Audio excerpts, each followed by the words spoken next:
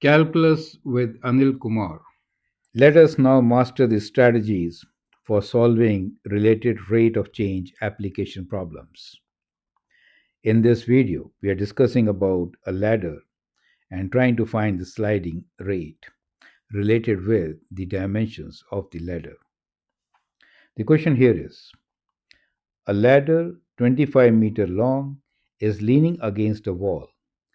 If the bottom of the ladder slides away from the wall at a rate of 3 meters per second, how fast is the top sliding down the wall when the bottom of the ladder is 15 meters from the wall? First step always is to sketch a diagram. So let's say that is the ground, and this is the wall. The ladder is shown, which is given to us as 25-meter long.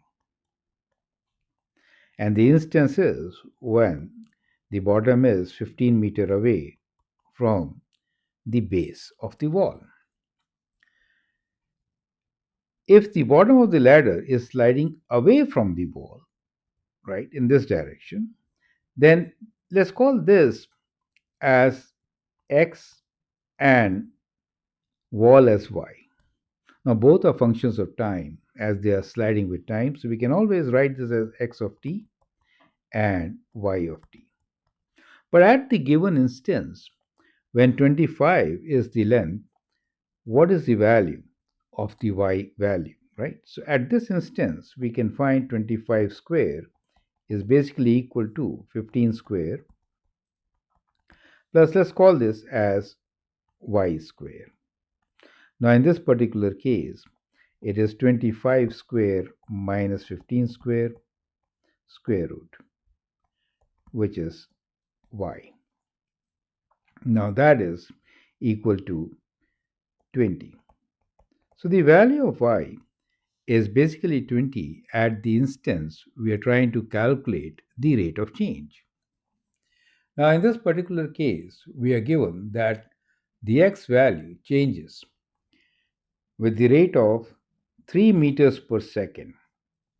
The ladder slides away from the wall at the rate of 3 meters per second. So that means we are given that dx dt is 3 meters per second. How fast is the top sliding down the wall when the bottom is 15 meters away? So we want to find what is dy dt when the value of x is 15. You get the whole idea. This is what we need to find. So in the given situation, we need to first write down how these parameters are related.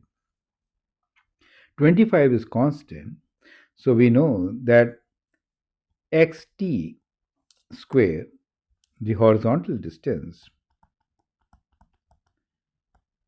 plus yt square should be equal to 25 square at any instance of time. Now at this stage, if I differentiate with respect to time,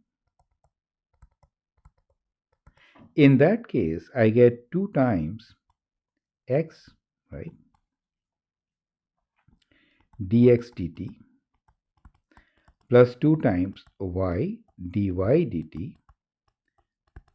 equals to constant derivative is 0. So from here we can find the value of dy dt, right? Isolating dy dt, you can cancel out 2's, right? 2 will cancel. So dy dt is equal to minus x dx dt. So this is y times, I can divide x by y. So I've rearranged the equation to write it. Dy dt is this. What we need to find is when x is 15, at that time dx dt is 3 meters per second. We have to find what is dy dt. So we can substitute the values. Dy dt when x is 15. At that time, we get minus x is 15. The value of y we calculate initially as 20 and dx dt as 3. So that gives you 15. You can divide, and then dividing by 5, 5 times 3, 5 times 4, we get minus 9 by 4. Units being meters per second. Now, negative means it is sliding downwards, correct? So, how fast is the top of the top sliding downwards? It is sliding at the rate of 9 by 4 meters per second. Is that clear to you?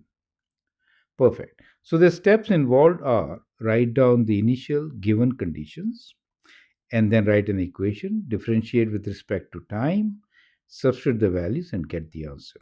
So, I hope that is absolutely clear. Feel free to write your comment, share your views. If you like and subscribe to my videos, that'd be great. Thanks for your valuable time and all the best.